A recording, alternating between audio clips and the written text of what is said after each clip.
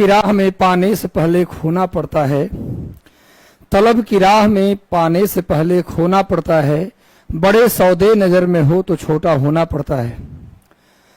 तलब मतलब इच्छा होती है, मतलब इच्छा यदि कुछ आपको पाने की है, पाने की चाहत है, तो पाने से पहले कुछ खोना पड़ता है, तभी आपको वो चीज मिलती है। तलब की राह में पाने से पहले खोना पड़ता है, बड़े सौदे नजर में हो तो छोटा होना पड़ता है। आप बड़ा बन के बड़ी चीज हासिल नहीं कर सकते। बड़ी मोहब्बत पाना हो, बड़ी संपत्ति पानी हो, बड़ा इज्जत पाना हो, बड़ा मुकाम पाना हो, तो आपको थोड़ा नीचे दबना पड़ेगा, तभी बड़े मुकाम तक पहुंचेंगे आप। और मुकाम तक पहुंचने के बाद मुकाम पर बने रहने के लिए भी झुकना पड़ता है। अकड़ कर तनेंगे तो कभी मुकाम पर अब बने नहीं रहेंगे। तो तलब की राह में पाने से पहले खोना पड़ता है, बड़े सौदे नजर में हो तो छोटा होना पड़ता है। एक आपके लिए लाइन बोल रहा हूं, जोरदार ताली बजाना। मोहब्बत जिंदगी के फैसलों से लड़ नहीं सकती, मोहब्बत जिंदगी के फैसलों से लड़ नहीं सकती। किसी को खोना पड़ता है, किसी का होना पड़ता है। मोहब्बत जिंदगी के फैसलों से लड़ नहीं सकती, किसी को खोना पड़ता है, किसी का होना पड़ता है। तो चलिए लगातार मेहनत करते रहिए, अपने आप को गुदगुदाते रहिए, हमेशा खुश रहिए और खूब पढ़िए। टीआरई 4 मैं फिर बोल रहा हूं, आप लोग लगातार सवाल पूछते हैं आएगा नहीं आएगा। सर बताइए, टीआरई 4 आएगा, 100% आएगा। जून लास्ट या जुलाई फर्स्ट में आना है, तय है। और चुनाव से पहले उसका परीक्षा का भी हो जाना तय है। इसलिए मेरे भाई आप पढ़ते रहिए, मेहनत करते रहिए, खुद को गुदगुदाते रहिए, खुश रहिए और खिलखिला कर पढ़िए, दम लगा के मेहनत कीजिए, जी जान से मेहनत कीजिए, इंटरेस्ट से पढ़ाई कीजिए, रिजल्ट होगा। और सभी को मैं अपने चैनल टोटल सिलेक्शन लाइव पर स्वागत करता हूं। जुड़ गए तो एक बार सेशन को लाइक कर दीजिए गुरु। मैं फिर बोल रहा हूं, सेशन को लाइक कर दो, हो सके तो लिंक कॉपी करके अपने सारे व्हाट्सएप ग्रुप, गांव के, चौपाल के, शहर के, बाजार के, दोस्त के, यार के सारे ग्रुप में सेशन को शेयर कर दीजिए, ताकि अधिकतम लोगों तक मेरी बात पहुंच जाए, मेरा सेशन पहुंच जाए। ये मेरा आपसे रिक्वेस्ट है। सेशन पर लाइक कर दो गुरु, फिर से बोलो, सेशन को लाइक कर दो, सेशन को शेयर कर दो, स्टेटस से लेकर हर जगह लगा लो, ताकि अधिकतम लोगों तक बात पहुंचे। तो चलिए, हम एक चीज और बता दूं, मेरा टेलीग्राम चैनल बन गया है टोटल सिलेक्शन लाइव नाम से। टोटल सिलेक्शन लाइव इस नाम से हमने टेलीग्राम चैनल बनाया है। उसका लिंक इस वीडियो के डिस्क्रिप्शन में डाल देंगे, ताकि आपको मिल जाए टेलीग्राम। वैसे भी टेलीग्राम में डायरेक्ट जाकर सर्च कीजिएगा टोटल सिलेक्शन लाइव, तो मेरा चैनल आ जाएगा ऊपर में, ठीक है। डायरेक्ट भी जाकर टेलीग्राम में सर्च करना मिल जाएगा, तो उसको फॉलो कर लीजिए। और सारे इंफॉर्मेशन, क्वेश्चंस और जो आप पीडीएफ इसका मांगते थे, वो पीडीएफ भी हम वहीं शेयर कर देंगे। तो टेलीग्राम लिंक से आप जुड़ जाइए, टेलीग्राम लिंक डाला भी रहेगा डिस्क्रिप्शन में, और साथ में आप सीधे टोटल सिलेक्शन लाइव डालिएगा टेलीग्राम पे, तो आ जाएगा। तो चलिए, आपका समय बर्बाद नहीं करते हैं और आज बेहतरीन सवाल के साथ क्वेश्चन की शुरुआत करते हैं। सारे क्वेश्चंस गांधी युग से रिलेटेड हैं और इतिहास से रिलेटेड है। और एक बार बता दूं, कल सुबह से नहीं हो सकता है, कल या कल ही से हो सकता है, आपको करंट अफेयर की लाइव में शुरू करूं। हाँ, करंट अफेयर लाइव सेशन की शुरुआत हो सकता है कि सुबह 5:30 बजे हो आपका। 5:30 सुबह में हम लाइव करेंगे। अगर आप जगेंगे तो बेहतरीन करंट आपको मिलेगा। कल शुरुआत करेंगे, कल ही से। चलिए, तो हम लोग आज से शुरू करते हैं अपने इस सेशन का। और इस सेशन का जो पहला क्वेश्चन है आपके स्क्रीन पर आ गया गुरु। आप महात्मा गांधी दक्षिण अफ्रीका से भारत कब लौटे? महात्मा, एकदम नॉर्मल वे में पढ़ना है। सेशन को लाइक कर दो, लगातार कई कमेंट्स आ रहे हैं। क्लास एवरीडे क्यों नहीं लेते? हाँ, क्लास एवरीडे क्यों नहीं लेते? कल मेरी तबीयत अचानक खराब हो गई थी, तो मैं एक बार डॉक्टर से राय लेने चला गया था। बाकी कल क्लास न लेने के कई सारे वजह और थे। कोई बात नहीं, रेगुलर क्लास ही होगी, क्लास कभी गैप नहीं करेंगे। संडे को भी क्लास हो रही, रेगुलर क्लास होगी। और सेशन को लाइक कर दो गुरु, दबा के लाइक करिए, ताकि अधिकतम सेशन आगे बढ़े। और जितना आपका सपोर्ट मिलेगा, हम उतना ही मोटिवेट होंगे। इसलिए प्लीज सेशन को लाइक कर दीजिए, सेशन को शेयर भी कर दीजिए। महात्मा गांधी दक्षिण अफ्रीका से कब लौटे?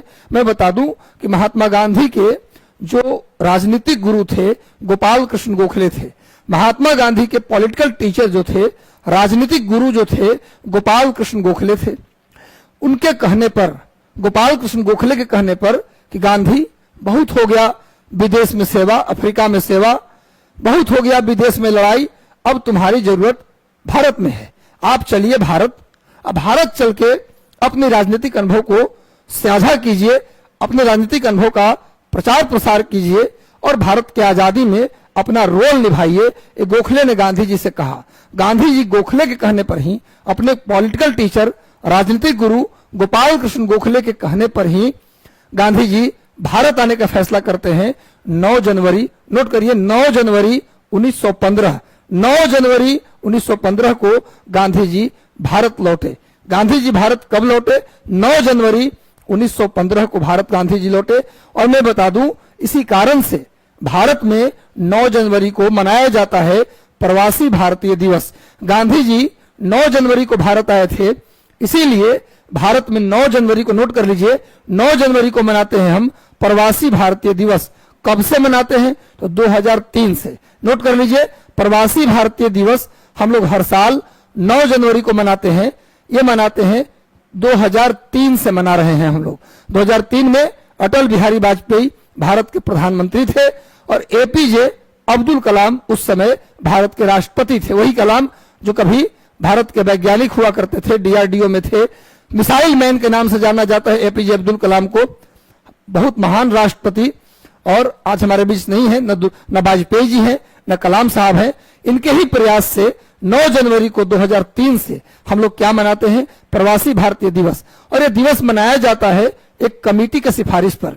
उस समय एक कमेटी बनी थी जिसका नाम था लक्ष्मी मल Singhvi committee, LM Singhvi committee. Note कर लीजिए, LM Singhvi committee, LM Singhvi समिति के सिफारिश पर हम प्रवासी भारतीय सम्मेलन भी करते हैं भारत में, और प्रवासी भारतीय दिवस भी मनाते हैं। 7 से 9 जनवरी के बीच, 7 जनवरी, 8 जनवरी, 9 जनवरी, 3 दिन, यानी 7 से 9 जनवरी के बीच हम प्रवासी भारतीय सम्मेलन करते हैं। और 9 जनवरी को प्रवासी भारतीय दिवस मनाते हुए हम इस सम्मेलन की समाप्ति करते हैं। तो प्रवासी भारतीय सम्मेलन है और प्रवासी भारतीय दिवस है, ये एलएम सिंघवी कमेटी की सिफारिश पर मनाया जाता है। और ये 9 जनवरी को जो मनाया जाता है, इसके पीछे सबसे बड़ा कारण है कि गांधी जी 9 जनवरी को भारतवर्ष लौटे थे। हाँ बिल्कुल, उड़ीसा के भुवनेश्वर में होगा, बिल्कुल सही बोल रहे हैं आप, बिल्कुल सही। मोहम्मद अमानत अंसारी, बिल्कुल सही बोल रहे हैं अमानत जी, आपका बिल्कुल कहना सही है। मैं बता दूं, उड़ीसा के भुवनेश्वर में 2025 में हुआ है। तो भैया 7 से 9 जनवरी के बीच हम मनाते हैं। गांधी जी आए थे इस उपलक्ष्य में, और किस समिति की सिफारिश पर? तो एलएम सिंघवी समिति की सिफारिश पर मनाते हैं। तो गांधी जी फाइनली भारत लौट गए।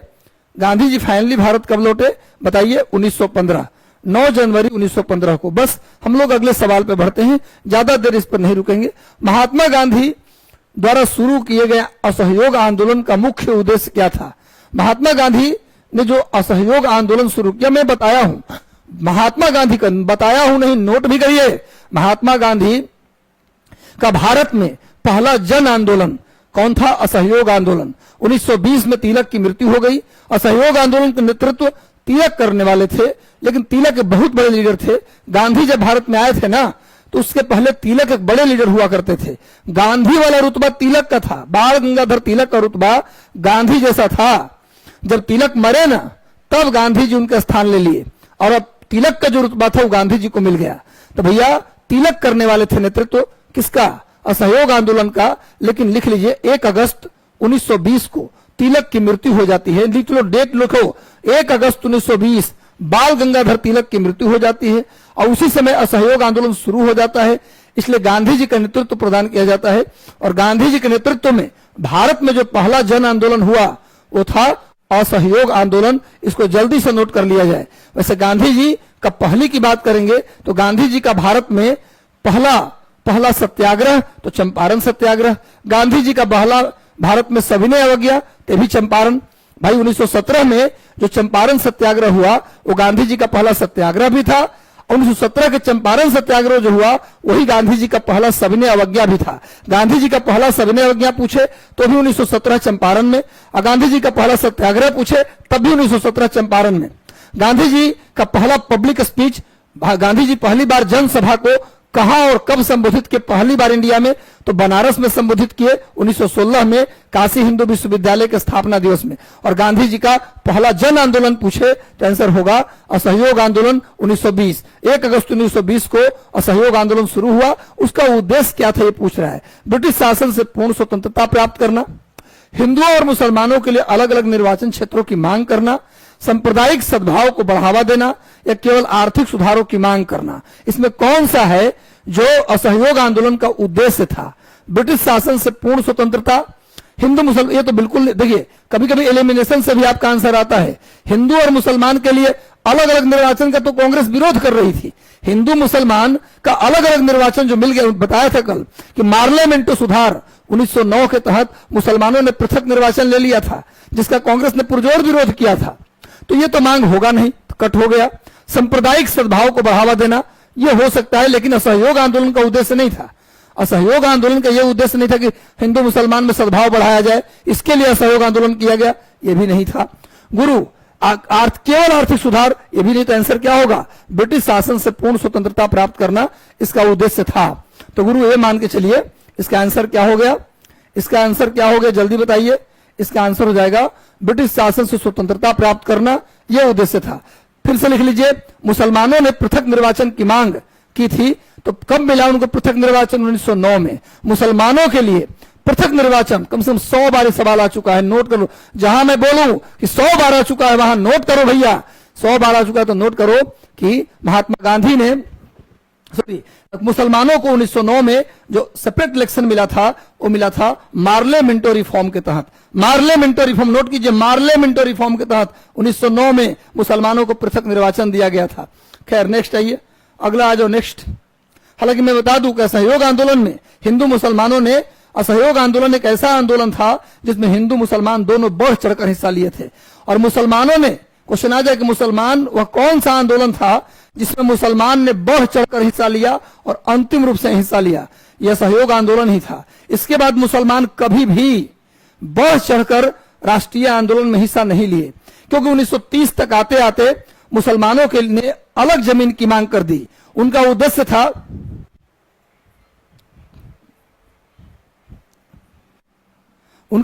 था, मुसलमानों ने अलग जमीन की मांग की और उस जमीन के लिए लड़ते रहे, कभी भी स्वतंत्रता की लड़ाई में भाग नहीं लिए। यह अंतिम आंदोलन था। लिख लो, कौन सा अंतिम आंदोलन था जिसमें हिंदू और मुसलमान कंधे से कंधे मिलाकर भाग लिए? तो सहयोग आंदोलन 1920 वाला। उसके बाद मुसलमान अलग जमीन पे बात करते रह गए कि जब भी आजादी मिले मुझे कोई मतलब नहीं, लेकिन आजादी मिले तो हम लोगों को अलग जमीन मिले, इसके लिए लड़ाई किए। कभी स्वतंत्रता के लिए लड़ाई करने को कभी नहीं आए। चाहे वो फूट डालो राज करो का कारण हो या जो भी कारण हो, जिस कारण से वो बिदक गए मुझे नहीं पता, लेकिन वो बिदक ही गए। फिर दोबारा राष्ट्रीय आंदोलन में उनका कोई योगदान नहीं रहा। बढ़ चढ़ के 2-4 मुसलमान की बात मैं नहीं कर रहा, लेकिन जनरली भाग नहीं रहा। मैं राष्ट्रीय आंदोलन के सेंस में बता रहा हूं। 1930 में गांधी जी के सविनय अवज्ञा आंदोलन की शुरुआत के समय क्या हुआ बताइए? जब गांधी जी 1930 में सविनय अवज्ञा, में कल बताया हूं, पिछले क्लास में बताया कि 12 मार्च 1930 को गांधी जी ने शुरू किया दांडी मार्च। साबरमती से दांडी की यात्रा किया गांधी जी। अहमदाबाद के बगल में वो जगह है साबरमती से दांडी पैदल गए अपने 78 व्यक्तियों के साथ, 78 अनुयायी के साथ गांधी जी कहां गए? साबरमती से दांडी। उसमें एक बिहारी भी थे, बाबू गिरवरधारी प्रसाद। बाबू गिरवरधारी प्रसाद बिहार के एकमात्र व्यक्ति थे जो गांधी जी के साथ दांडी मार्च में थे। 78 लोगों के साथ गांधी जी कहां गए? वो गए दांडी। दांडी पहुंचे 6 अप्रैल को, 12 मार्च को चले, 6 अप्रैल को दांडी पहुंचे। और दांडी पहुंचकर नमक कानून को तोड़ा। जहां भी कानून तोड़ा जाए उसे सविनय अवज्ञा ही कहा जाता है। शांतिपूर्ण तरीके से जहां भी कानून तोड़ा गया गांधी जी ने, और गांधी के फॉर्मूला के तहत उसे सविनय अवज्ञा कहा गया। चंपारण में भी नियम कानून गांधी जी ने तोड़ा। धारा 144 लगने के बाद भी गांधी जी अपनी यात्रा जारी रखे थे चंपारण में। इसीलिए मैं कहता हूं गांधी जी का भारत में पहला सविनय अवज्ञा चंपारण में ही था। कानून तोड़ने को बोलते हैं सविनय अवज्ञा, ये बात याद रखिए, कॉन्सेप्ट एकदम क्लियर कीजिए। सविनय अवज्ञा, तो सविनय अवज्ञा आंदोलन पूछे तो होगा 1930। 6 अप्रैल को गांधी जी ने नमक कानून तोड़ दिया और उस नमक कानून के तोड़ने के साथ ही शुरू हो गया 6 अप्रैल को सविनय अवज्ञा आंदोलन। अगर आपसे पूछे डांडी मार्च कब शुरू हुआ तो 12 मार्च को, और सविनय अवज्ञा आंदोलन कब शुरू हुआ तो 6 अप्रैल को। ये दोनों बात याद रखिएगा। तो गुरु 1930 में गांधी जी के सविनय अवज्ञा आंदोलन की शुरुआत के समय क्या हुआ? जलियांवाला बाग कांड बिल्कुल गलत है, क्योंकि ये जलियांवाला बाग हत्याकांड और पहले ही हो गया। डांडी मार्च, इसका सीधा सीधा आंसर अभी मैं बताया, क्या हो जाएगा? डांडी मार्च। उस समय क्या हुआ था? डांडी मार्च हुआ था। चौरी चौरा कांड 1922 की घटना है। चौरी चौरा कब हुआ? 1922 में हुआ। भारत छोड़ो आंदोलन 1942 की घटना है, तो आंसर होगा डांडी मार्च। साबरमती से दांडी की यात्रा गांधी जी ने किया। चलिए फटाफट करते हैं, हम लोग आगे आते हैं। गांधी जी ने खिलाफत आंदोलन में कैसे भाग लिया? चलिए खिलाफत आंदोलन, सेशन को लाइक कर दो गुरु, तुम लोग का प्यार मिलना चाहिए। कमेंट भी आपका मैं पढ़ रहा हूं। क्या भैया? शम्स जी हैं, और कौन कौन है? रंजन बजाज जी हैं, सागर जी हैं, अर्चना सिंह। चलिए सभी को शुभकामनाएं, सभी को आशीर्वाद। बिल्कुल एकदम जोश के साथ पढ़ना है, पूरी तरीके से सेशन से जुड़ जाना है। 331 लोग, 34 लोग सेशन को देख रहे हैं, 193 लाइक्स है। 334 लाइक्स चाहिए मुझे। सेशन को लाइक कर दो गुरु। गांधी जी ने खिलाफत आंदोलन में कैसे भाग लिया? वह आंदोलन के एक प्रमुख नेता थे, इसलिए भाग लिए। वह खिलाफत आंदोलन के खिलाफ थे, इसलिए भाग लिए। उन्होंने आंदोलन में सहायक भूमिका निभाई, इसलिए भाग लिए। खिलाफत आंदोलन में उनकी कोई भागीदारी नहीं थी। भैया कोई भागीदारी नहीं थी तो बिल्कुल गलत है। खिलाफत आंदोलन में गांधी जी की कोई भागीदारी नहीं थी, ये गलत है, ये नहीं होगा। वह खिलाफत आंदोलन के खिलाफ थे ही नहीं, गलती बात है। उन्होंने आंदोलन में सहायक भूमिका निभाई, ये इंपॉर्टेंट है, प्रमुख नेता नहीं थे। गांधी जी खिलाफत आंदोलन के प्रमुख नेता नहीं थे। ये दो अली बंधु थे। अली बंधु ने खिलाफत आंदोलन में मेन भूमिका निभाया था। खिलाफत आंदोलन क्या था मैं थोड़ा बता दूं, मैं थोड़ी सी बात आपको जिक्र कर दूं। खिलाफत आंदोलन आपको बता दूं, उस समय तुर्की में खलीफा का पद हुआ करता था। उस जमाने में तुर्की के खलीफा को माना जाता था धर्म गुरु। पूरे विश्व के मुसलमान तुर्की के खलीफा को अपना धर्म गुरु मानते थे। तुर्की के खलीफा के पद को ब्रिटिश सरकार समाप्त करना चाहती थी, इसलिए पूरे तुर्की के मुसलमान एक होकर आंदोलन किए, जिसका नाम पड़ा खिलाफत आंदोलन। खलीफा को बचाने के लिए, तुर्की में खलीफा के पोस्ट को बचाने के लिए तुर्की में एक आंदोलन हुआ, जिसका नाम था खिलाफत आंदोलन। खलीफा को बचाने के लिए वही आंदोलन, चूंकि पूरे दुनिया के मुसलमान धर्म गुरु मानते थे उनको, खलीफा को, तो पूरे दुनिया में हर देश के मुसलमान इसके लिए आंदोलन किए, जिसमें भारत के मुसलमान भी शामिल थे। अली बंधु के नेतृत्व में भारत में क्या हुआ? खिलाफत आंदोलन शुरू हुआ। गांधी जी एक बहुत बड़े एक्टर भी थे, वो जानते थे, बहुत बड़े लीडर, बहुत बड़े एक्टर, वो जानते थे मुसलमानों को कैसे अपने फेवर में लेना है। उन्होंने छाती पीट के कहा कि एक खिलाफत का आंदोलन, खलीफा को बचाने का आंदोलन सिर्फ मुसलमानों का आंदोलन नहीं है, ये भारत का आंदोलन है, ये हिंदुओं का आंदोलन है, कांग्रेस पार्टी का आंदोलन है। बताइए, ये कुछ सोचने वाला, कांग्रेस पार्टी कैसे हो गया जी? मुसलमान का नेता खलीफा, न कोई बड़ा आर्थिक संबंध हमारा उनसे, फिर भी हमारा नेता कैसे हो गए फिर खलीफा? ये एक्टिंग किया गया था। जो गांधी जी जबरदस्त एक्टर थे। मुसलमान ने कहा कि बेकार हम कांग्रेस से दूर रहते थे, कांग्रेस से, कि कांग्रेस हिंदू की पार्टी है। ये आज पता चला कि भाई कांग्रेस से हम लोग का भी बात सोचती है। गांधी जी को बहुत दुख हुआ इस बात से, खलीफा के पद हटाने से। ये तो एक्टिंग मारे गांधी जी। उस एक्टिंग के अथी में आकर के सारे मुसलमान कांग्रेस के फेवर में आ गए। और आगे जो मैं बताया असहयोग खिलाफत आंदोलन जब हुआ था ना, उसी से लगा हुआ असहयोग आंदोलन हुआ। और आपको बता दें कि असहयोग आंदोलन का एक मुद्दा में, जो जितने मुद्दे थे उनमें से एक मुद्दा खिलाफत का मुद्दा था। असहयोग आंदोलन में जितने मुद्दे थे भारत के लिए, जो आंदोलन जिस मुद्दे को लेकर हो रहा था, उसमें गांधी जी ने एक मुद्दा खिलाफत का भी रखा। इसलिए मुसलमान खुश होकर पूरे असहयोग आंदोलन में जोर शोर से भाग लिया। और मैंने आपको बताया है, अंतिम आंदोलन था असहयोग आंदोलन, जिसमें मुसलमानों ने अपनी पार्टिसिपेशन दिया, उसके बाद कभी नहीं दिया। ये गांधी जी जिस तरीके से उनको मिलाए, बोल के खिलाफत का मुद्दा हमारा मुद्दा है, कांग्रेस का मुद्दा है, पूरे भारत का मुद्दा है, जिस तरीके से मिलाया, मुसलमानों को अपने फेवर में किया। असहयोग आंदोलन में पूरा सहयोग उनका मिला, लेकिन बाद में फिर सहयोग नहीं मिला। तो गुरु कोई बात नहीं। तो गांधी जी असहयोग आंदोलन के एक प्रमुख नेता थे। हाँ, ये भी नहीं होगा तो आंसर क्या हो जाएगा? उन्होंने उसकी सहायक भूमिका निभाई। समझ में आ रहा है? कैसे समझ में आ रहा है बात? आप लोगों को एक बार लिखिए कि अच्छा लग रहा है सेशन तो यस लिखिए, सभी लोग तेजी से यस लिखिए। जितने लोग जुड़े बस सेशन को लाइक कर दो गुरु, तुम लोग केवल लाइक नहीं करते हो। चलो, गांधी जी की अहिंसा और सविनय अवज्ञा की विचारधारा निम्नलिखित की शिक्षाओं से अत्यधिक प्रभावित थी। बताइए किसके शिक्षा से गांधी जी ने जो असहयोग आंदोलन किया, अहिंसा किया, सविनय अवज्ञा आंदोलन किया, ये सब किसकी शिक्षा से आया? बताइए। एक बहुत बड़े राइटर थे हेनरी डेविड थोरो, एक बहुत बड़े लेखक थे हेनरी डेविड थोरो। उनके किताब का नाम ही था सिविल डिसोबीडियंस। भाई, सविनय अवज्ञा नाम की किताब ही था उनका। भाई हेनरी डेविड थोरो जो हैं, डी नंबर पे इनका एक किताब है जिसका नाम है सिविल डिसोबीडियंस।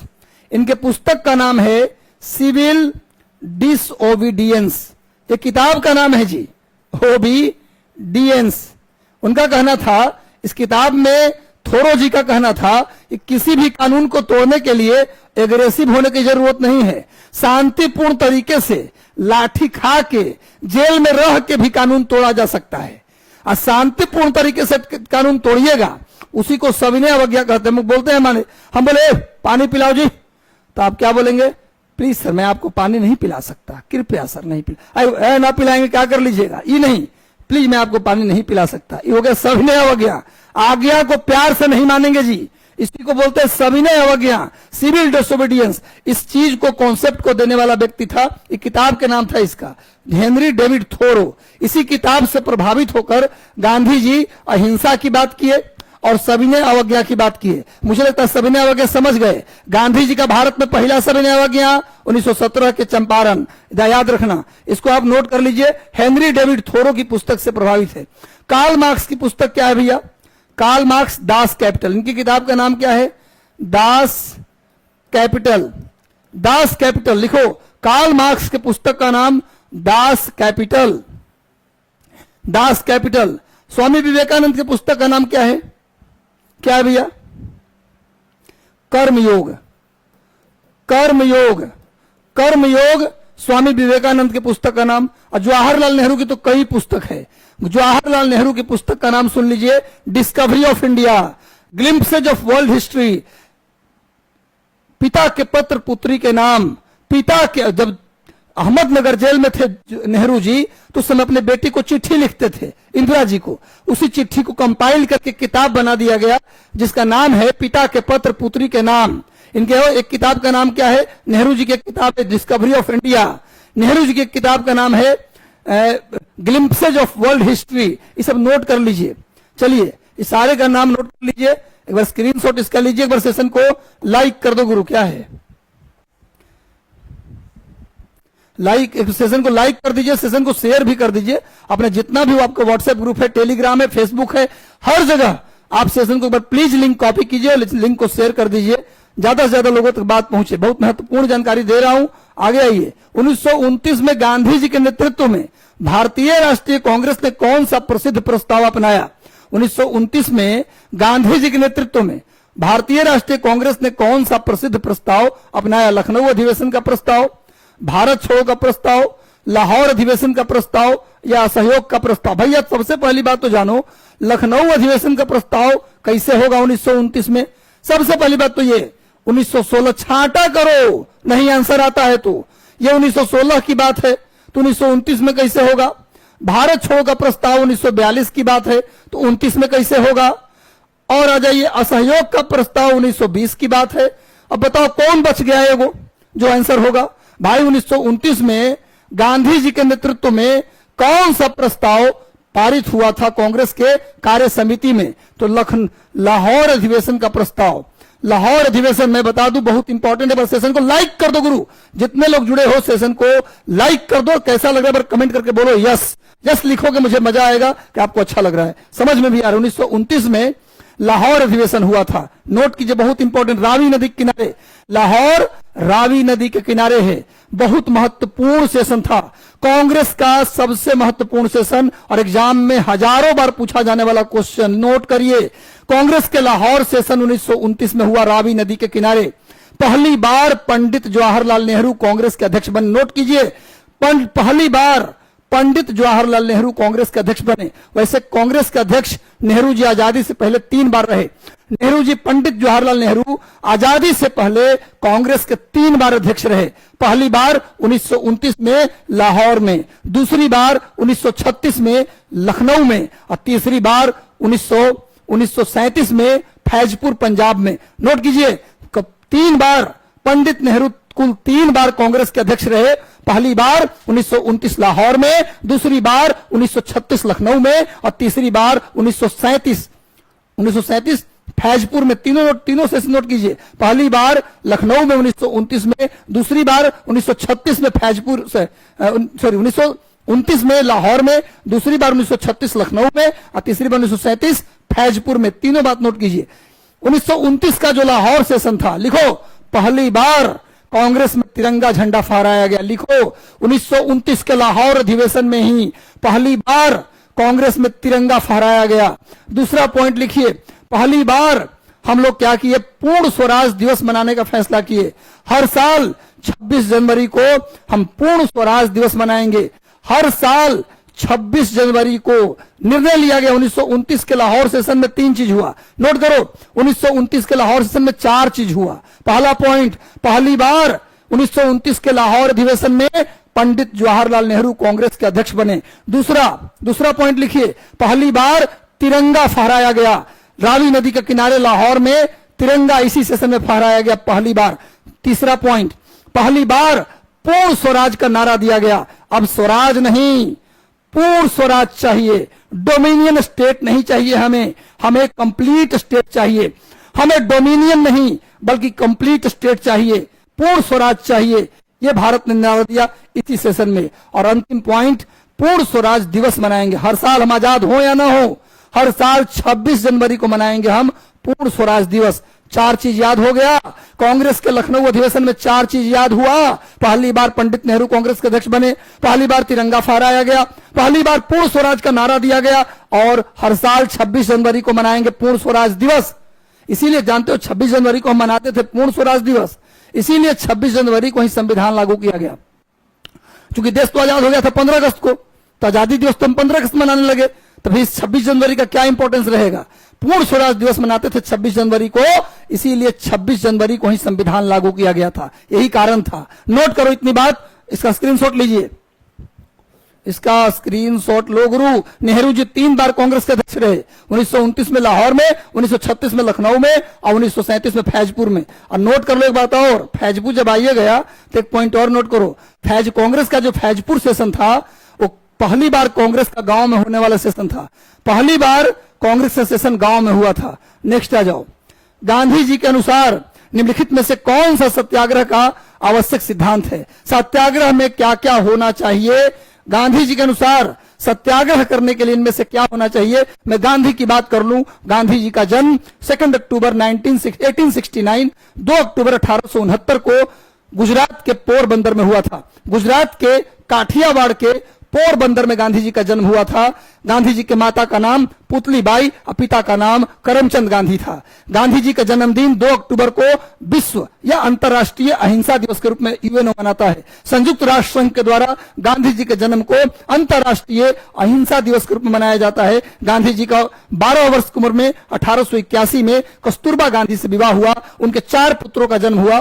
गांधी जी के 4 पुत्र में मणिलाल, हरिलाल, रामदास, देवदास थे। गांधी जी के 4 बेटे थे जिनका नाम था मणिलाल, हरिलाल, रामदास, देवदास। गांधी जी के 5वें पुत्र, 4 ही बेटा थे रियल में, पर 5वें पुत्र गांधी जी का करीबी होने के कारण माना जाता है यमुनालाल बजाज को। यमुनालाल बजाज को गांधी जी का 5म पुत्र कहा जाता है। वो थे नहीं, 5म पुत्र कहा जाता है। कई बार सवाल आए, नोट कर लेना। गांधी जी का 5म पुत्र यमुनालाल बजाज 1888 में 1888 में इंग्लैंड विलायत गए पढ़ाई करने के लिए। इंग्लैंड गए वकालत की पढ़ाई के लिए।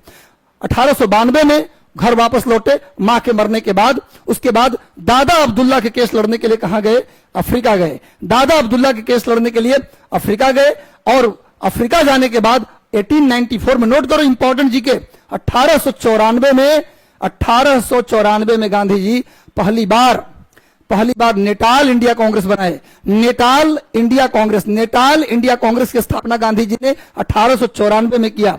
1901 में पहली बार गांधी जी कांग्रेस के सेशन में भाग लिए। कांग्रेस के मेंबर नहीं बने, कांग्रेस के सेशन में गांधी जी, भारतीय राष्ट्रीय कांग्रेस के सेशन में गांधी जी पहली बार 1901 में भाग लेते हैं। गांधी जी 1903 में एक मैगजीन निकाले। 1903 में उन्होंने एक मैगजीन निकाला, इंडियन ओपिनियन, अफ्रीका से ही। उसी समय उन्होंने फिनिक्स आश्रम बनाया। बाद में अफ्रीका में ही गांधी जी ने एक और आश्रम बनाया, टोल्स्टॉय आश्रम। गांधी जी का अफ्रीका में 2 फार्म हाउस था, फार्म हाउस कहिए उसको, 2 फार्म हाउस था। कौन कौन? फिनिक्स आश्रम और टोल्स्टॉय आश्रम। 1908 में ही गांधी जी ने किताब लिखी। इंग्लैंड से अफ्रीका आने के दौरान जहाज में, पानी के जहाज से गांधी जी अफ्रीका लौट रहे थे, उस दौरान गांधी जी ने किताब लिखी, हिंद स्वराज। हिंद स्वराज में गांधी जी ने ब्रिटिश सरकार को बांझ और बेस्या कहा था। हिंद स्वराज नामक किताब गांधी जी ने लिखी। इंग्लैंड से अफ्रीका जहाज से आ रहे थे, उसी दरमियान लिख दिया वो किताब, जहाजे में किताब लिख दिए। उस किताब का नाम था हिंद स्वराज, और उस किताब में गांधी जी ने ब्रिटिश सरकार को बांझ और बेस्या कहा था। इसके बाद गांधी जी अपने गुरु, राजनीतिक गुरु गोपाल कृष्ण गोखले के कहने पर 9 जनवरी 1915 को भारत लौटे। गांधी जी का पहला जन भाषण, पब्लिक स्पीच भारत में बनारस में 1916 में हुआ। गांधी जी का पहला सत्याग्रह की बात मैं कर चुका हूं, पहली बार सबने हो गया की बात कर चुका हूं, 1917 चंपारण। और पहला जन आंदोलन असहयोग आंदोलन, गांधी जी ने करो और मरो का नारा दिया था 1942 के भारत छोड़ो आंदोलन में। गांधी जी ने करो और मरो का नारा 1942 के भारत छोड़ो आंदोलन में दिया था। चलिए आगे बढ़ते हैं। क्या चाहिए सत्याग्रह के लिए? दुख सहने की असीम क्षमता, अहिंसा, सत्य, तीनों चाहिए गुरु भाई। सत्याग्रह के लिए तीनों चाहिए, सत्याग्रह के लिए तीनों चाहिए।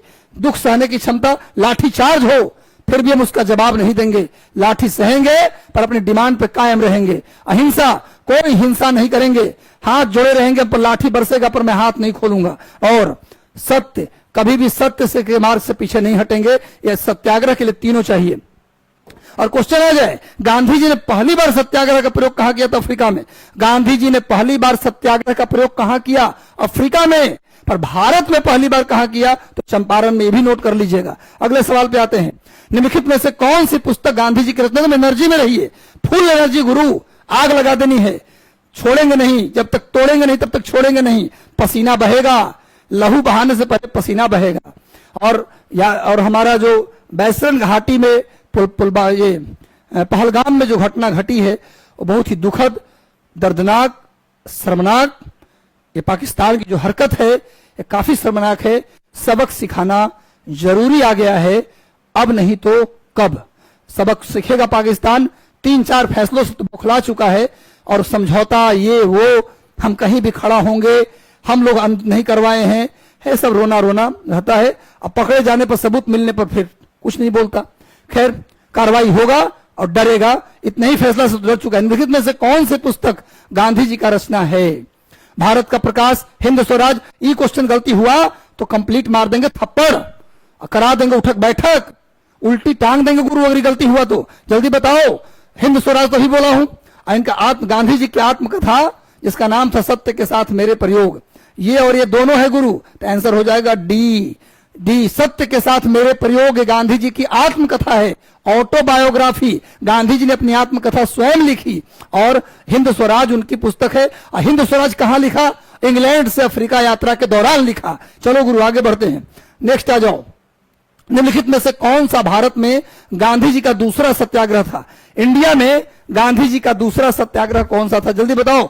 खेड़ा सत्याग्रह, अहमदाबाद मिल मजदूरों की हड़ताल, चंपारण सत्याग्रह। यह क्वेश्चन जो है ना, ये बड़ा ही सेकंड नंबर का सत्याग्रह क्या था? जल्दी बताइए भाई, जल्दी बताओ। गांधी जी का दूसरा सत्याग्रह था अहमदाबाद मिल मजदूरों की हड़ताल। अहमदाबाद मिल मजदूरों की हड़ताल गुरु मैं बता दूं, भारत में गांधी जी का पहला सत्याग्रह चंपारण सत्याग्रह था, अप्रैल 1917। कभी कभी महीना पूछ लेता है, लिखो गांधी जी का भारत में पहला सत्याग्रह अप्रैल 1917, चंपारण, अप्रैल नोट करो। दूसरा सत्याग्रह अहमदाबाद मिल मजदूरों की हड़ताल, फरवरी 1918, नोट करो ये भी महीना के साथ, फरवरी 1918। भाई अंग्रेज कह रहे थे मिल मजदूरों को, जो सूती कपड़ों के मिल में काम करते थे मजदूर, प्लेग फैल गया था अहमदाबाद में। अहमदाबाद में प्लेग फैल गया। मजदूरों की मांग थी कि प्लेग फैलने के कारण हम लोगों का, मजदूरों का पूरा नुकसान हुआ है। इस बार 25% नहीं बल्कि 35% बोनस चाहिए। 35% बोनस था, मांग 50%, लेकिन गांधी जी ने समझाया तो मजदूर 35% पे आ गए। और वो अंग्रेज बोल रहे थे, मिल मालिक बोल रहे थे कि हम 25% से ज्यादा बोनस नहीं देंगे। यही बात को लेकर हमको 35% चाहिए, मिल मालिक बोले 25% हम देंगे। इस बात को लेकर भयंकर गांधी जी अनशन पर बैठ गए। लिख लो, गांधी जी का भारत में पहला आमरण अनशन, लिखो गुरु, गांधी जी का भारत में पहला आमरण अनशन भी इसी में हुआ था। गांधी जी का भारत में पहला आमरण अनशन, अहमदाबाद मिल मजदूरों की हड़ताल। गांधी जी ने आमरण अनशन कर दिया कि हम मर जाएंगे, अगर 35% नहीं मिला मजदूरों को बोनस तो हम मर जाएंगे। इसी अनशन के बाद मिल मालिक जो थे वो घबरा गए कि गांधी जी कहीं मर गए तो मामले बिगड़ जाएगा। वो चले गए कोर्ट में। उनको लग रहा, मिल मालिक को लग रहा था ना कि 25% बहुत दे रहे हैं बोनस, प्लेग फैल गया तो क्या होता है, हम गरीब को इससे ज्यादा बोनस देवे नहीं करेंगे, ये गलत मांग कर रहे हैं गांधी जी। और चल गए कोर्ट में। ट्रिब्यूनल मतलब कोर्ट, उसमें लेबर ट्रिब्यूनल हुआ करता था, लेबर के लिए अलग से कोर्ट होता था, आजो होता है। तो कोर्ट में चला गया और कोर्ट ने डिसीजन दिया कि 25% नहीं, पूरे 35% बोनस दीजिए। आप बोनसे नहीं दीजिए, 27% वेतन भी बढ़ाइए। आज तक के इतिहास में इतना बड़ा वेतन वृद्धि कहीं कभी नहीं हुआ। 27% वेतन बढ़ाइए। और गांधी जी की बात मान लेते तो 35% में बात हो जाता, नहीं माने कोर्ट चले गए तो उल्टा पड़ गया, बोनसों दिलवाया गया और 27% सैलरियों बढ़वाया गया। ये पूरी कहानी थी। गांधी जी का पहला आमरण अनशन कहां हुआ भैया? अहमदाबाद मिल मजदूर की हड़ताल फरवरी 1918, और अगले ही महीने मार्च 1918 में हुआ खेड़ा सत्याग्रह। अगले ही महीने मार्च 1918 में हुआ खेड़ा सत्याग्रह। नोट करिए।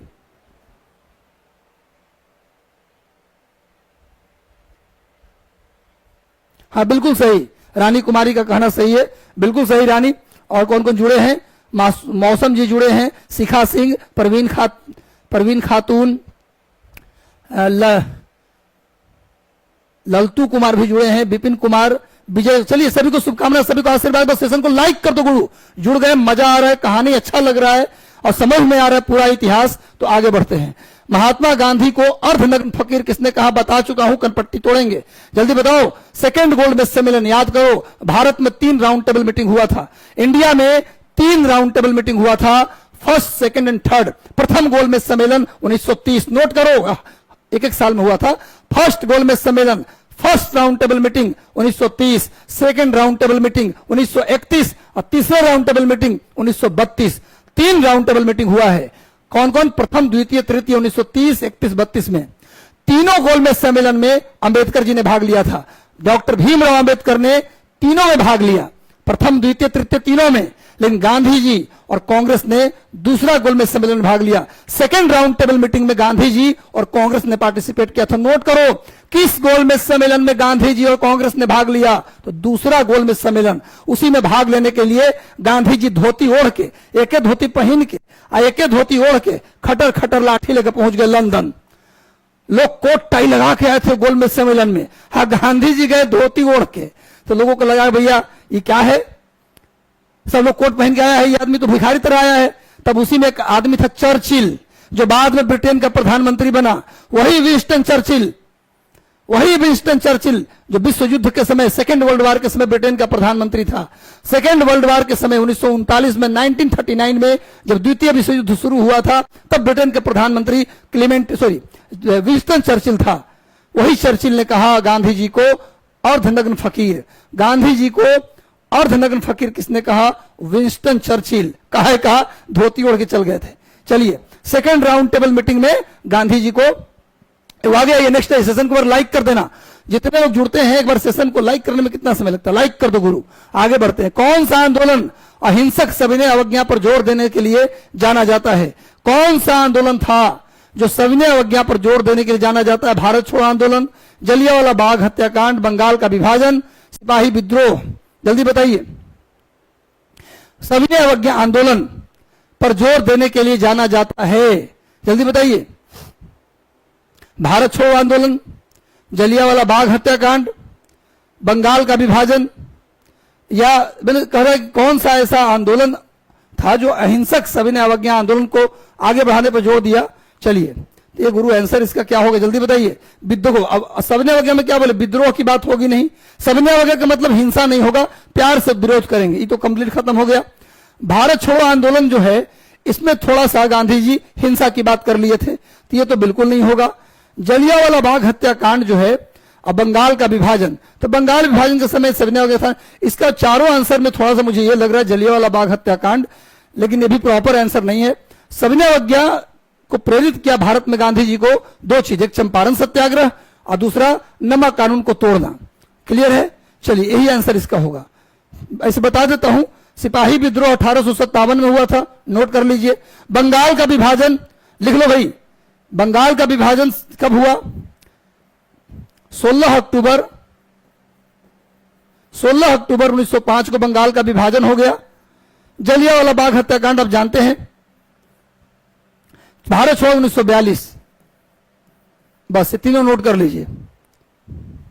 13 अप्रैल 1919 जलियांवाला बाग हत्याकांड कब हुआ, 13 अप्रैल 1919 को हुआ था। चलिए आगे नेक्स्ट, महात्मा गांधी ने प्रसिद्ध नमक मार्च, नमक मार्च को ही दांडी मार्च कहते हैं गुरु, नमक मार्च से कंफ्यूज मत हो जाओ, नमक मार्च को ही हम दांडी मार्च कहते हैं। नमक मार्च का ही दूसरा नाम है दांडी मार्च। अगर ये गलती हुआ तो कनपट्टी फोड़ेंगे।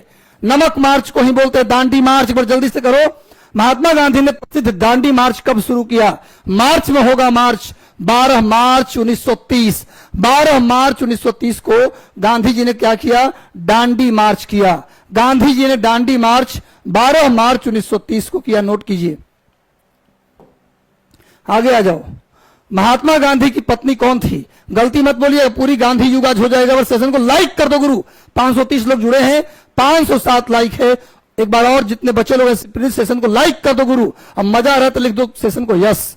महात्मा गांधी की पत्नी कौन थी, सब जानते हैं। महात्मा गांधी की वाइफ का नाम कस्तूरबा गांधी। 1881 में विवाह हुआ, 4 बेटों का जन्म हुआ, मणिलाल, हरिलाल, रामदास, देवदास। गांधी जी के 5वें पुत्र माने जाते हैं यमुनालाल बजाज, कस्तूरबा गांधी। अब जो यमुनालाल बजाज थे ना, वो कांग्रेस के कई सालों तक खजांची भी रहे थे। यमुनालाल बजाज कांग्रेस के कई वर्षों तक खजांची भी रहे थे। आगे आ जाओ नेक्स्ट, महात्मा गांधी के कितने बच्चे थे, लीजिए आ गया। अब देखो ये उत्तर सोच के देना है, अपना बच्चा पूछ रहा है, पंचम पुत्र नहीं पूछ रहा है। गांधी जी के कितने पुत्र थे जल्दी बताइए। ये गांधी जी के सब क्वेश्चन के आंसर जल्दी से करके आगे बढ़ते हैं। गांधी जी के 4 पुत्र थे, मणिलाल, हरिलाल, रामदास, देवदास। पंचम पुत्र यमुनालाल बजाज। महात्मा गांधी का पूरा नाम क्या था, एक उधर सिंपल सा क्वेश्चन है, इसको तेजी से आगे बढ़ जाते हैं आंसर करते हुए। मोहनदास करमचंद गांधी, मोहनदास करमचंद गांधी, नोट कर लीजिए। आगे बढ़ते हैं गुरु नेक्स्ट, महात्मा गांधी का जन्म कहां हुआ, गुजरात के काठियावाड़ के पोरबंदर में। गुजरात के काठियावाड़, देखो भैया, ये भैया गुजरात का नक्शा है। गुजरात का नक्शा, इसको बोलते हैं कक्ष, इसको बोलते हैं कक्ष। ऊपर वाला गुजरात में 2 कान, गुजरात में 2 कान, थोड़ा भूगोल भी पढ़ लीजिए। ऊपर वाला कान का नाम है कक्ष और नीचे वाला कान का जो नाम है वो काठियावाड़। काठियावाड़। गांधी जी का जन्म गुजरात के काठियावाड़ के पोरबंदर में हुआ था। गांधी जी का जन्म गुजरात के काठियावाड़ के पोरबंदर में हुआ था। पोरबंदर, नोट कर लीजिए। गांधी जी का जन्म गुजरात के काठियावाड़ वाले हिस्से में पोरबंदर में हुआ था। तो आंसर क्या होगा, पोरबंदर। पोरबंदर इसका आंसर होगा।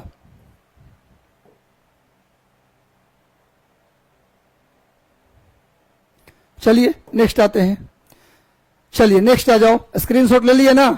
महात्मा गांधी के राजनीतिक गुरु कौन थे जल्दी बताओ, बस सेशन को लाइक कर दो गुरु। और हर दिन शाम 7:30 बजे हम लाइव आएंगे आपके लिए। और अब सुबह में हम शुरू करने जा रहे हैं अपना करंट अफेयर का सेशन भी।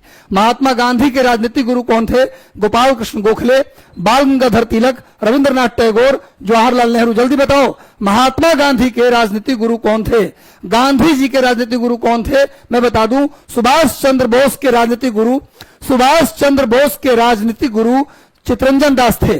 सुभाष चंद्र बोस के राजनीतिक गुरु चित्तरंजन दास थे, नोट करिए।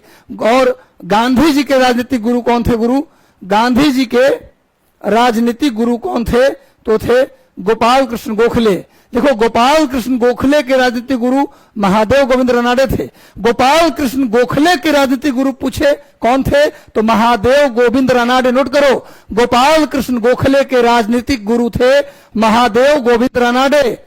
और गांधी जी के राजनीतिक गुरु कौन थे, तो गोपाल कृष्ण गोखले। सुभाष चंद्र बोस के राजनीतिक गुरु कौन थे, तो चित्तरंजन दास। ये तीनों नोट कर लो। गोखले के राजनीतिक गुरु रानाडे थे, गांधी के राजनीतिक गुरु गोखले थे, और सुभाष चंद्र बोस के राजनीतिक गुरु चित्तरंजन दास थे। नोट कर लीजिए। आगे आ जाओ, नेक्स्ट। महात्मा गांधी की माता का नाम क्या था, बताया हूं। माता का नाम पुतलीबाई और पिता का नाम करमचंद गांधी। महात्मा गांधी के माता का नाम पुतलीबाई, पिता का नाम करमचंद गांधी, पत्नी का नाम कस्तूरबा गांधी, पिता का नाम करमचंद गांधी। अब बेटा रामदास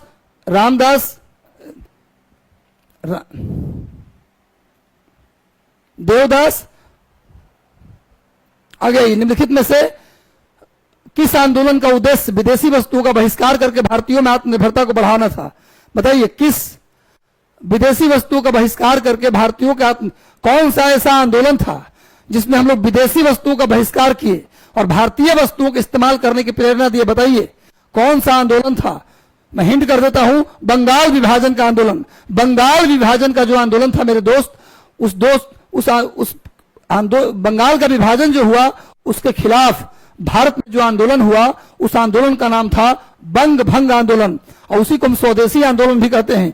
विदेशी वस्तुओं का बहिष्कार करिए और स्वदेशी को अपनाइए, आत्मनिर्भरता को बढ़ावा दीजिए। वस्तुओं का बहिष्कार और भारतीय आत्मनिर्भरता, स्वदेशी आंदोलन। स्वदेशी आंदोलन के बारे में सुनिए, सुन लीजिए। मैं बता रहा हूं, 19 जुलाई 1905 को बंगाल का बंटवारा करने का निर्णय लिया लॉर्ड कर्जन ने। लॉर्ड कर्जन ने कहा कि हिंदू मुसलमान एक रहेंगे तो हम कभी भी भारत में शासन नहीं कर पाएंगे। इसीलिए कर्जन ने बंगाल को हिंदू मुस्लिम के आधार पर दो भागों में बांट दिया। पूर्वी बंगाल जहां मुस्लिम ज्यादा थे उनको अलग कर दिया, और हिंदू बंगाल पश्चिमी बंगाल को अलग कर दिया। तो पश्चिमी बंगाल पूर्वी बंगाल को दो हिस्सों में बांट दिया ताकि हिंदू मुसलमान एक न हो सके। लेकिन रविंद्रनाथ टैगोर ने कहा, जमीन बांटने से हृदय नहीं बांट सकते। हम हिंदू मुसलमान एक थे, तुम्हारे जमीन बांटने से अलग नहीं होंगे। याद रखो रे अंग्रेज। तो अंग्रेज ने हिंदू मुसलमान में फूट डालने के लिए बंगाल का विभाजन किया। लेकिन बहाना क्या बनाया अंग्रेज, ब्रिटिश सरकार ने बहाना बनाया, लॉर्ड कर्जन ने बहाना बनाया कि बड़ा है बंगाल, शासन करने में दिक्कत होती है, इसीलिए बंगाल को हम बांट रहे हैं। शासन में दिक्कत होता है, बड़ा है बहुत ज्यादा, इसलिए हम इसको दो भाग में बांट रहे हैं। पर उद्देश्य नहीं था ये, अंदर से उद्देश्य था कि हिंदू मुसलमान को तोड़ दीजिए। इस बात को भारतीय समझ रहे थे। इसीलिए 7 अगस्त 1905 को 7 अगस्त 1905 को कलकत्ता के टाउन हॉल से एक आंदोलन शुरू हुआ जिसका नाम था बंग भंग आंदोलन। इसी को हम स्वदेशी आंदोलन भी कहते हैं। बंग भंग आंदोलन को ही हम स्वदेशी आंदोलन के नाम से भी जानते हैं। बंग भंग आंदोलन ही क्या था, स्वदेशी आंदोलन भी था मेरे दोस्त। तो गुरु लिख लो, 19 जुलाई को बंगाल का विभाजन करने का घोषणा किया गया। किया नहीं गया, किया गया 16 अक्टूबर को।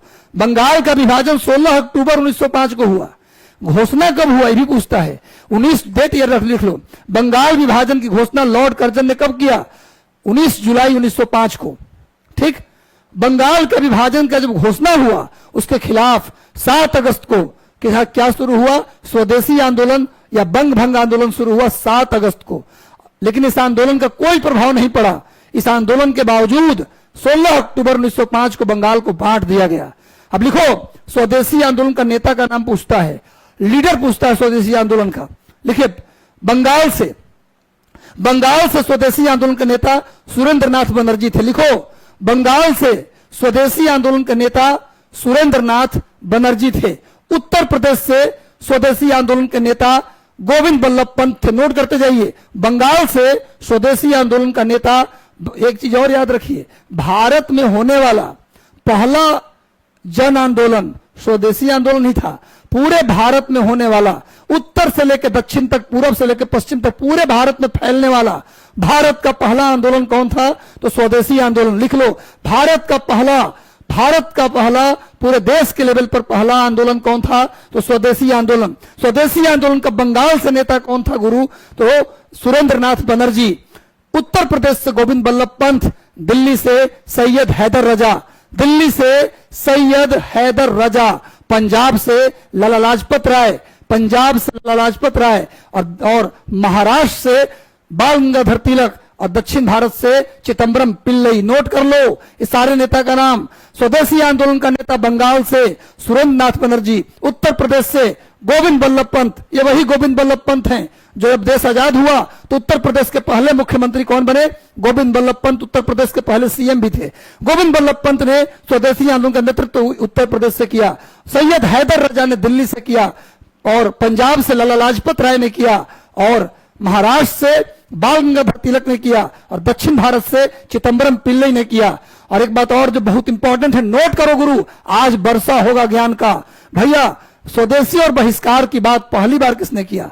स्वदेशी और बहिष्कार की बात पहली बार किस नेता ने किया? तो लिखो कृष्ण कुमार मित्र। स्वदेशी और बहिष्कार शब्द का प्रयोग, स्वदेशी और बहिष्कार शब्द का प्रयोग पहली बार किसने किया था? तो कृष्ण कुमार मित्र, के मित्र, शॉर्ट में लिख लो। चलिए आगे आते हैं नेक्स्ट। 30 जनवरी 1948 को कौन सी महत्वपूर्ण घटना घटी थी? 30 जनवरी 1948, बताओ। ये आसान सा क्वेश्चन है, बस सेशन को लाइक कर दो गुरु। जितने लोग जुड़े हैं प्लीज सेशन को लाइक कर दीजिए। मजा आ रहा है तो बोले जी सर मजा आ रहा है, जल्दी से बताइए। अच्छा लग रहा है, मजा आ रहा है तो लिखिए सब लोग यस, एक बार यस लिख दो, दिल खुश हो जाएगा गुरु। चलिए 30 जनवरी 1948 को कौन सी महत्वपूर्ण घटना घटी थी बताइए? गांधी जी की हत्या की गई थी। भारत के लिए एक बड़ा दिन था, दुख का दिन था। दुख का दिन, नाथूराम गोडसे ने दिल्ली के बिरला मंदिर से निकलते समय सुबह सुबह गांधी जी को गोली मार दी थी। 30 जनवरी 1948 को नाथूराम गोडसे ने गांधी जी को गोली मार दी थी। चलिए बिरला मंदिर के सामने आ गया। ये महात्मा गांधी के कितने बच्चे? तो हो ही गया जी, आगे आओ। महात्मा गांधी ने दक्षिण अफ्रीका में अपने प्रवास के दौरान कौन सा समाचार पत्र शुरू किया? ये भी कई बार बता चुका हूं। कौन सा मैगजीन था जिसको गांधी जी ने अफ्रीका से निकाला था? गांधी जी की 4 मैगजीन हम बता चुके हैं। गांधी जी की 4 मैगजीन और 2 किताब। गांधी जी की 2 किताब कौन कौन? हिंद स्वराज और सत्य के साथ मेरे प्रयोग। हिंद स्वराज और सत्य के साथ मेरे प्रयोग गांधी जी की 2 किताब का नाम है ये। और गांधी जी की मैगजीन का नाम है हरिजन, नवजीवन, यंग इंडिया और इंडियन ओपिनियन। गांधी जी की 4 पत्रिका, गांधी जी की 4 मैगजीन, इंडियन ओपिनियन, नवजीवन, हरिजन, यंग इंडिया, चारों का नाम याद कर लो। गुरु अफ्रीका से गांधी जी ने कौन सी मैगजीन निकाली? बहुत शानदार जवाब सब लोग आ रहा है भैया, B Indian opinion. Gandhi ji ने अफ्रीका से कौन सी मैगजीन निकाली? तो इंडियन ओपिनियन। ये सब गांधी जी के मैगजीन है, चारों गांधी जी के मैगजीन है, लेकिन अफ्रीका से कौन सा निकाला? Indian opinion. चलिए एक बार स्क्रीनशॉट ले लीजिए, इसका स्क्रीनशॉट ले लो गुरु। आगे बढ़ते हैं। महात्मा गांधी का स्मारक कहां स्थित है बताइए? महात्मा गांधी का स्मारक, स्मारक मत कहिए, माने जो समाधि है, गांधी जी का समाधि दिल्ली में कहां है? क्वेश्चन पूछ रहा है। गांधी जी का समाधि दिल्ली में कहां है गुरु? तो राजघाट। राजघाट कभी जाइए दिल्ली, बड़ा शानदार सा जगह है, अंदर जाएंगे बड़ा शांति महसूस होता है। कई बार मैं दिल्ली रहते हुए राजघाट गया हूं, आप लोग भी कभी मौका मिले तो दिल्ली जरूर जाइए। रविंद्रनाथ टैगोर ने मोहनदास करमचंद गांधी को क्या कहा? आपको बता चुका हूं। भाई सुभाष चंद्र बोस को देश नायक रविंद्रनाथ टैगोर ने कहा था। सुभाष चंद्र बोस को देश नायक किसने कहा? लिखो, सुभाष चंद्र बोस को देश नायक रविंद्रनाथ टैगोर ने कहा। गांधी जी ने रविंद्रनाथ टैगोर को गुरुदेव कहा। गांधी जी ने रविंद्रनाथ टैगोर को गुरुदेव कहा और रविंद्रनाथ टैगोर ने गांधी जी को महात्मा कहा। कब कहा? तो चंपारण सत्याग्रह के दौरान। चंपारण सत्याग्रह के दौरान गांधी जी को रविंद्रनाथ टैगोर ने महात्मा कहा था। रविंद्रनाथ टैगोर ने गांधी जी को चंपारण सत्याग्रह 1917 में महात्मा कहा, गांधी जी ने बदले में उनको गुरुदेव कहा, और रविंद्रनाथ टैगोर ने सुभाष चंद्र बोस को भी क्या कहा था? देश नायक। याद कर लीजिए। और सरदार की उपाधि किसकी मिली थी? सरदार वल्लभ भाई पटेल को। सरदार वल्लभ भाई पटेल को बारदोली सत्याग्रह, आपको याद होगा, गुजरात में 1928 में, गुजरात में 1928 में एक सत्याग्रह हुआ, बारदोली सत्याग्रह, जिसके नेता थे पटेल, वल्लभ भाई पटेल। उनका जो सत्याग्रह था बारदोली में, उसको देखते हुए गांधी जी के कहने पर बारदोली के महिलाओं ने वल्लभ भाई पटेल को क्या कहा? सरदार कहा। भाई बारदोली सत्याग्रह 1928 में जो प्रभाव पड़ा, किनका? वल्लभ भाई पटेल का प्रभाव पड़ा, उससे गांधी जी ने कहवाया। किससे कहवाया? बारदोली के महिलाओं से कहलाया कि आप तो सरदार हैं। गांधी जी को, सॉरी वल्लभ भाई पटेल को बारदोली की महिलाओं ने कहा था सरदार। राष्ट्रपिता गांधी जी को किसने कहा? ये तो सरदार है वल्लभ भाई पटेल का। किसने कहा था? बारदोली की महिलाओं ने 1928 में। राष्ट्रपिता गांधी जी को किसने कहा? सुभाष चंद्र बोस ने। सुभाष चंद्र बोस ने गांधी जी को क्या बोला? राष्ट्रपिता। ये भी नोट कर लीजिए। चलिए नेक्स्ट आइए। गांधी जी ने इंग्लैंड में मैट्रिकुलेशन की परीक्षा किस वर्ष उत्तीर्ण की है? इंग्लैंड में नहीं किया था, इंग्लैंड में नहीं किया था गुरु।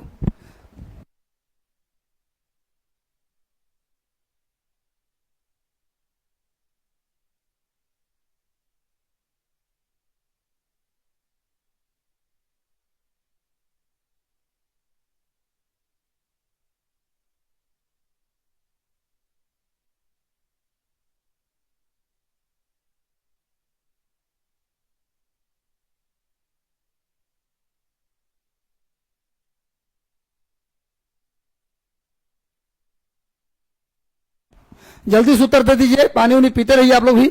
गांधी जी ने इंग्लैंड में नहीं, बल्कि गलती टाइप हो गया है, राजकोट से पास किया था। गांधी जी ने राजकोट से पास, चारों ऑप्शन गलत है, राजकोट से पास किया 1887 में। गलती है ऑप्शन। 1887 में गांधी जी ने राजकोट से मैट्रिकुलेशन की परीक्षा पास की थी। नोट कर लीजिए, आगे बढ़, इसको स्क्रीनशॉट ले लीजिए। गांधी जी राजकोट से 1887 मैट्रिकुलेशन की परीक्षा पास की थी। आगे ये वकालत होगा, यहां गलती से टाइप हो गया, वकालत होना चाहिए। वैसे जनरली यहां क्या होगा? वकालत की परीक्षा कब पास की? इंग्लैंड से क्या किया था उन्होंने? वकालत। वकालत की परीक्षा गांधी जी ने कब पास की? तो 1892 में।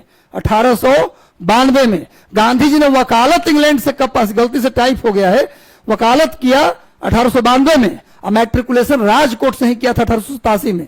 इसे कंफ्यूजन में मत रहिएगा, दोनों इसी बहाने दो जीके मिल गया। मैट्रिकुलेशन पास किया 87 में और 92 में उन्होंने वकालत पास की थी। आगे ये नेक्स्ट, चंपारण सत्याग्रह का प्राथमिक उद्देश्य क्या था? 4 क्वेश्चन और 31 क्वेश्चन करेंगे। चंपारण सत्याग्रह का प्राथमिक उद्देश्य क्या था? ब्रिटिश शासन का अंत, किसानों की स्थिति में सुधार, शिक्षा को बढ़ावा देना, मजदूरों के लिए। भैया इसमें किसानों की बात थी। नील की खेती करते थे, किसानों से जबरन नील की खेती करवाई जाती थी। चंपारण के किसानों से जबरन नील की खेती करवाई जाती थी, इसीलिए गांधी जी ने किसानों की स्थिति सुधार के लिए चंपारण सत्याग्रह किया। नील की खेती का तत्काल अंत हुआ और गांधी जी का चंपारण सत्याग्रह जो पहला सत्याग्रह था सफल रहा। आगे आइए, नेक्स्ट आ जाओ। दांडी मार्च में कितना समय लगा? कितने दिन का समय लगा पूछ रहा जाने में। दांडी मार्च कब शुरू हुआ? 12 मार्च को। अब करो, दांडी मार्च कब शुरू हुआ गुरु? तो 12 मार्च को। दांडी मार्च कब शुरू हुआ? 12 मार्च। अब सुनिए, कै तारीख को पहुंचे? 6 अप्रैल को। कब पहुंचे? 6 अप्रैल को। कितना दिन लगा अब तुम ही बताओ। 12 को शुरू हुआ, 6 को पहुंचे, तो 12 से कितना हो गया? मार्च में 12 से शुरू करो तो 31 दिन का मार्च होता है, तो कितना होता है? 12 10 22, 10 9 19 दिन, 19 9 6 15, 25 यानी 24 दिन। ऐसे तो 6 अप्रैल मिलान हो गया, 12 मार्च को भी तो कितना हो जाएगा? 25 दिन। लेकिन वैसे 24 दिन भी आंसर देता है कहीं कहीं। जोड़ लीजिए, जोड़ने की चीज है। 12 मार्च जो शुरू हुआ, जोड़िए ना भाई। 12 10 22, 10 दिन तो 22 तक हो गया। अब 22 10 32 होता है, पर 31 का ना महीना है जी, तो 9 दिन, तो कितना? 10 9 19 दिन हो गया। और 6 तक जोड़िएगा तो 6 दिन इधर, 9 6 15 25 हो जाएगा। ऐसे 24 दिन आंसर देता है, 24 दिन भी आंसर देता है। चलिए, जोड़ने का चीज है ये। आगे बढ़ो। अहिंसा के संबंध में महात्मा गांधी का कौन सा प्रसिद्ध उदाहरण दिया गया? आंख के बदले आंख पूरी दुनिया को अंधा बना देगी। शांति का अर्थ केवल युद्ध का अभाव नहीं, आप दुनिया में जो बदलाव देखना चाहते हो स्वयं बने। किसी के भी स्थान पर अन्याय, हर जगह न्याय के लिए खतरा है। गांधी जी का कौन सा कथन था? अहिंसा के विषय में पूछ रहा है। अहिंसा के विषय में कौन सा कथन सही है बताइए। किसी, आप दुनिया में जो बदलाव देखना चाहते हैं वह स्वयं बने, अब आंख के बदले आंख पूरी दुनिया को अंधा बना देगी, ये वाला आंसर होगा। आगे आइए, नेक्स्ट। भारत के स्वतंत्रता संग्राम के दौरान महात्मा गांधी के साथ काम करने वाले कुछ प्रमुख नेता कौन थे? भाई, स्वतंत्रता संग्राम के दौरान महात्मा गांधी के साथ काम करने वाले कुछ प्रमुख नेता कौन थे? गांधी जी के साथ काम करने वाले, इस सभी लोगों ने गांधी जी के साथ किए, इन सभी लोगों ने गांधी जी के साथ काम किया है। जवाहरलाल नेहरू, सरदार पटेल, सुभाष चंद्र बोस, सब बाद में सुभाष चंद्र बोस भले ही अलग हो गए, लेकिन गांधी जी के साथ ही काम किए हैं। चलिए सेकंड लास्ट क्वेश्चन, एक क्वेश्चन और करवाएंगे। गांधी जी द्वारा ब्रिटिश नमक कर का विरोध करने का मुख्य कारण क्या था? ब्रिटिश नमक पर जो टैक्स लगता था, गांधी जी बोले नमक पर मेरा अधिकार है और नमक पर टैक्स हम नहीं देंगे। गांधी जी ने नमक पर टैक्स का विरोध किया, इसका कारण क्या था बताइए? गरीबों पर आर्थिक बोझ, पर्यावरण संबंधी चिंता, राजनीतिक प्रतिनिधित्व, संस्कृति। भाई गरीबों पर आर्थिक बोझ, गांधी जी ने गरीबों पर आर्थिक बोझ न पड़े इसलिए नमक कानून का विरोध किया। और लास्ट क्वेश्चन, गांधी जी ने गुजरात में कौन सा आश्रम स्थापित किया? यह क्वेश्चन गलती हुआ कनपट्टी तोड़ेंगे, बस सेशन को लाइक कर दो गुरु। और सुनो, हारना नहीं है जिंदगी में, जो हार गया वो सब कुछ खो दिया। मैं बता दूं कि मैं हर दिन शाम 7:30 बजे इंतजार कीजिएगा। हम अन्यथा कोई तबीयत खराब हो कुछ हो गया अलग बात है, लेकिन जनरली 7:30 बजे लाइव आएंगे। अगर मान लीजिए कोई ड्यूटी आवर में ज्यादा लंबा ड्यूटी हो गया तो उस दिन पहले ही शेड्यूल कर देंगे मैं कितने बजे लाइव आऊंगा, पर रोज लाइव आऊंगा। टाइम जनरली होगा शाम 7:30 बजे। एक बार सेशन को जाइएगा आप लोग तो सेशन का लिंक कॉपी करके प्लीज अपने अपने स्टेटस में लगा लीजिएगा। यदि अच्छा सेशन लगा तो सब लोग अपने अपने स्टेटस में सेशन को लगा लीजिएगा और सेशन को लाइक कर दीजिएगा और शेयर कर दीजिएगा सारे व्हाट्सएप ग्रुप में, टेलीग्राम, हर जगह शेयर कर दीजिएगा ताकि अधिकतम लोगों तक पहुंच जाए। और मेरा टेलीग्राम चैनल है टोटल सिलेक्शन लाइव, उसको जरूर जुड़ जाइएगा। चलिए भैया, साबरमती आश्रम गुजरात में क्या किया? साबरमती आश्रम टोटल सिलेक्शन लाइव जाइएगा, टोटल सिलेक्शन लाइव डालिएगा टेलीग्राम में सर्च में तो आ जाएगा, उसको जुड़ जाइए। उसी में सारा इसका पूरा पीडीएफ डाल देंगे जिसको आप तैयारी करिएगा। कुछ और मटेरियल भी डालेंगे। कल हो सकता है सुबह से हम करंट अफेयर की लाइव लेकर भी आए। तो भैया आप लोग अच्छे से जुड़े रहिए, मेहनत करते रहिए और अपने आप को कभी अकेला मत समझिए। हम आपके साथ थे, हैं और हमेशा रहेंगे, एक बड़े भाई की तरह, गार्जियन की तरह, गुरु की तरह। कोई भी समस्या हो आप हमसे राय ले सकते हैं, आपके साथ हम खड़े रहेंगे। आप एक चीज और ध्यान रखिएगा, आपके अंदर बहुत ताकत है, बहुत पोटेंशियल है, आप कुछ भी कर सकते हो, बस लग जाओ जवान, आग लगा देनी है। वैकेंसी चाहे कभी भी आए, वैकेंसी तो हैराने है। चलिए मिलते हैं अगले सेशन में, तब तक शुभकामनाएं, बहुत आशीर्वाद। भगवान से प्रार्थना करूंगा जिंदगी दी है तो जीने का हुनर भी देना, पांव बख्शे हैं तौफीक के सफर भी देना, गुफ्तगू तूने सिखाई कि मैं गूंगा था, अब मेरे बच्चों को सिलेक्शन भी देना, अब मैं बोलूंगा तो बातों में असर भी देना। चलिए मिलते हैं अगले सेशन में, तब तक शुभकामनाएं, आशीर्वाद। Thank you.